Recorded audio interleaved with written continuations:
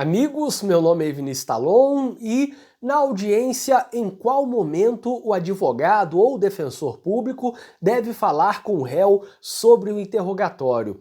Neste vídeo eu vou falar sobre esse tema extremamente importante para a prática, dizer uma situação que eu recebi recentemente de um amigo e também comentar algumas coisas que eu já passei, já enfrentei e que devemos tentar solucionar, porque isso é muito importante para conduzir adequadamente o interrogatório, o momento de exercer a autodefesa. Mas antes disso, eu peço que você se inscreva aqui no meu canal do YouTube e ative as notificações, porque assim você saberá sempre que for lançado um vídeo novo aqui no canal. E caso você goste do vídeo, eu peço também que clique em gostei e compartilhe nas suas redes sociais e nos grupos do WhatsApp para que este conteúdo chegue a mais pessoas.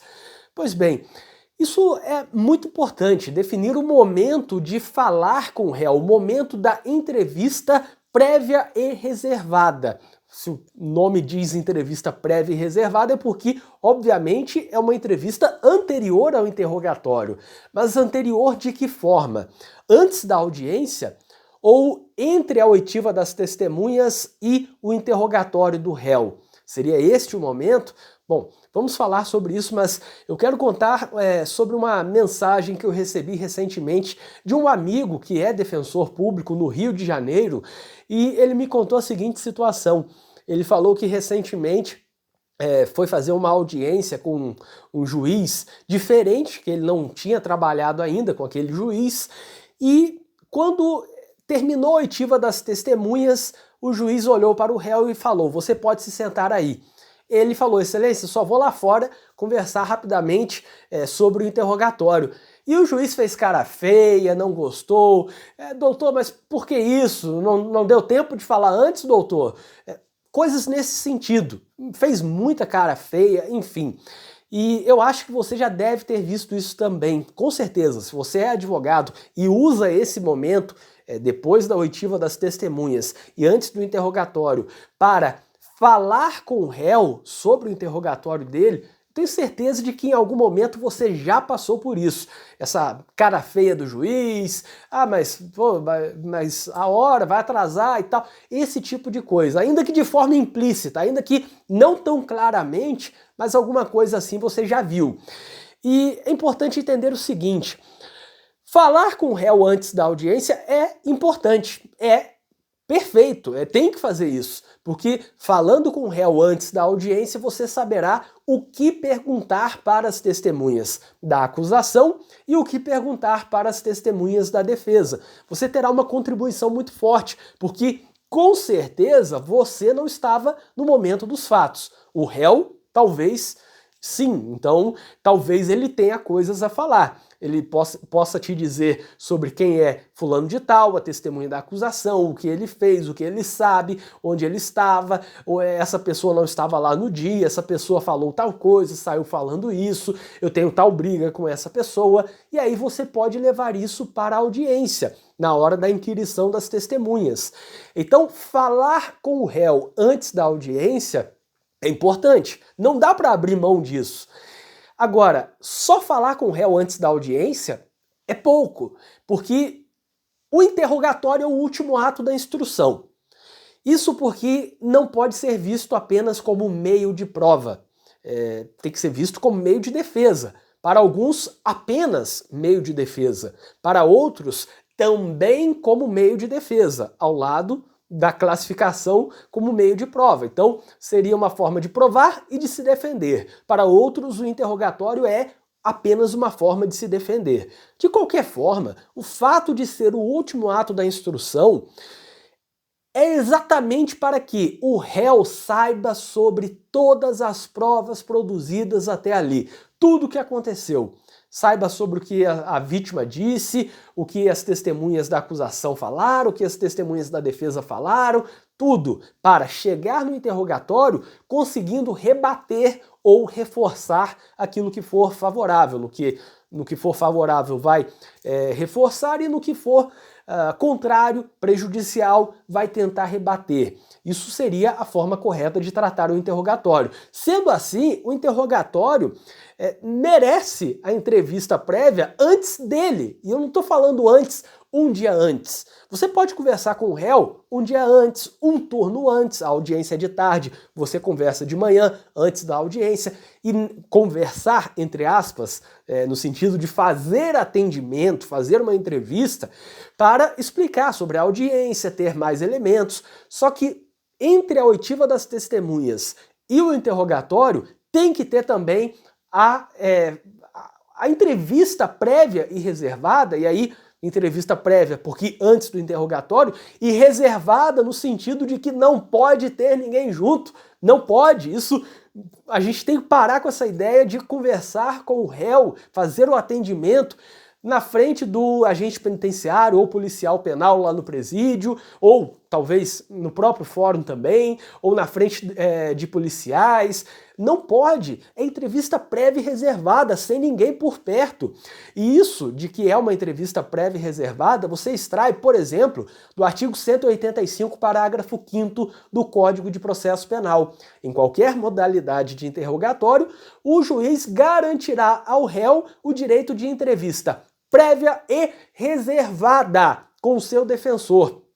E aí depois fala sobre videoconferência, mas enfim, entrevista prévia e reservada. No artigo 7º do Estatuto da Advocacia e da OAB, temos lá que são direitos do advogado. E aí o inciso 3º fala: comunicar-se com seus clientes pessoal e reservadamente, mesmo sem procuração, quando estes se acharem presos, detidos ou recolhidos em estabelecimentos civis ou militares, ainda que considerados incomunicáveis.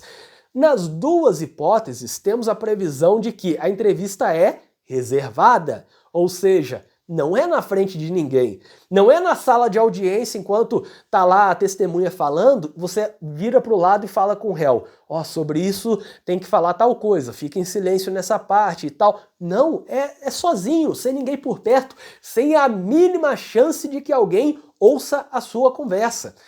E é por isso que precisamos de um duplo atendimento, uma dupla entrevista prévia e reservada com o réu. Antes da audiência, você conversa com o réu um dia antes da audiência, 2 dias antes, no turno anterior, conversa de manhã para fazer a audiência à tarde, por exemplo, 1 hora antes, 2 horas antes, enfim, pode ir conversando ao longo do tempo, mas é importante essa conversa pouco antes da audiência, 1 dia antes, 2, ou no dia da audiência. E dentro da audiência, depois de ouvir todas as testemunhas, quando o juiz fala que será realizado o interrogatório, é importante fazer a entrevista prévia e reservada. E aqui muitos colegas ficam perdidos, talvez, pelo entendimento do momento. O juiz olha para o réu e fala: o senhor pode se sentar aqui. Tá errado, o juiz não tem que falar isso. O juiz tem que olhar para o advogado e perguntar: está pronto para o interrogatório? Seu cliente está pronto para o interrogatório? Gostaria de conversar com ele? Já fez a entrevista, o atendimento, enfim? Deveria ser essa comunicação. E não olhar para o réu e falar: pode se sentar aqui.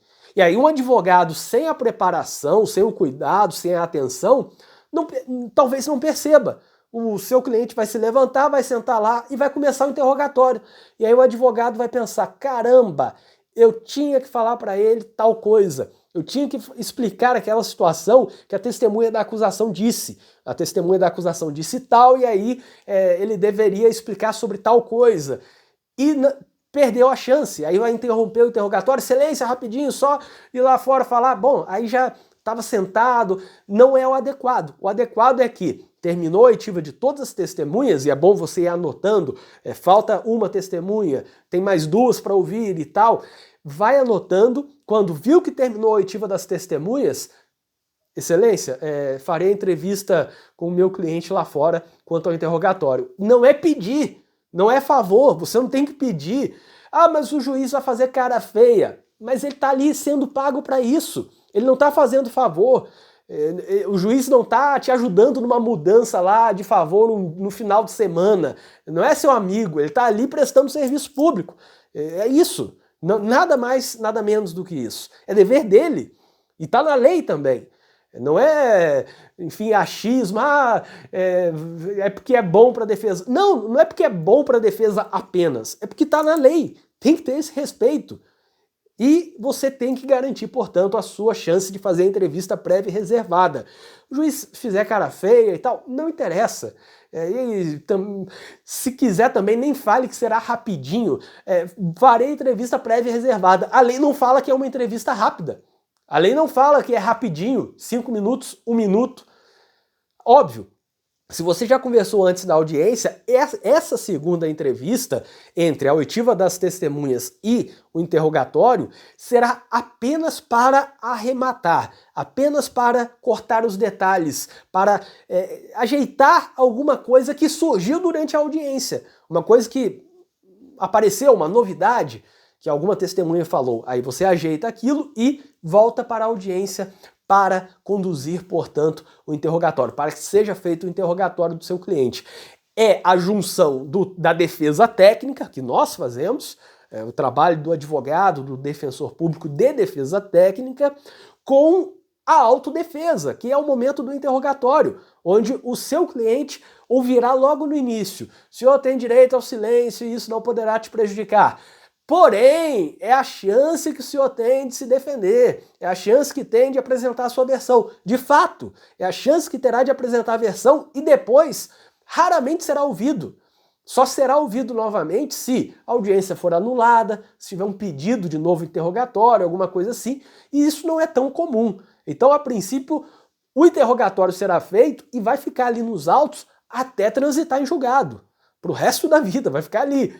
Por isso, tem que fazer o trabalho adequado e a entrevista prévia e reservada, sem ninguém por perto, para seu cliente, o réu, ficar com medo, cuidando, caramba, eu falo isso, não falo. Não, tem que ser sem ninguém, para ter apenas a pessoa em quem ele confia, que é você no caso, quem faz a defesa técnica. Eu espero que vocês tenham gostado deste vídeo, inscrevam-se aqui no canal e ativem as notificações, porque assim vocês saberão sempre que for lançado um vídeo novo aqui no canal. Se você gostou deste vídeo, peço novamente que você clique em gostei e compartilhe, porque o YouTube dessa forma entende que o vídeo é importante, isso faz com que ele chegue a mais pessoas. E se você tiver interesse, dê uma olhada no link que está na descrição deste vídeo. Ali você encontra várias coisas úteis, como por exemplo, uma lista de transmissão para receber meus artigos e vídeos diariamente, de modo gratuito, lá no WhatsApp, além de ter artigos, vídeos, livros de minha autoria, livros que eu indico, contato para palestras, cursos em que eu leciono, incluindo um curso de audiências criminais, em que eu falo muito mais sobre isso que eu disse aqui. E outras coisas também que você encontra nesse link da descrição. Até o próximo vídeo!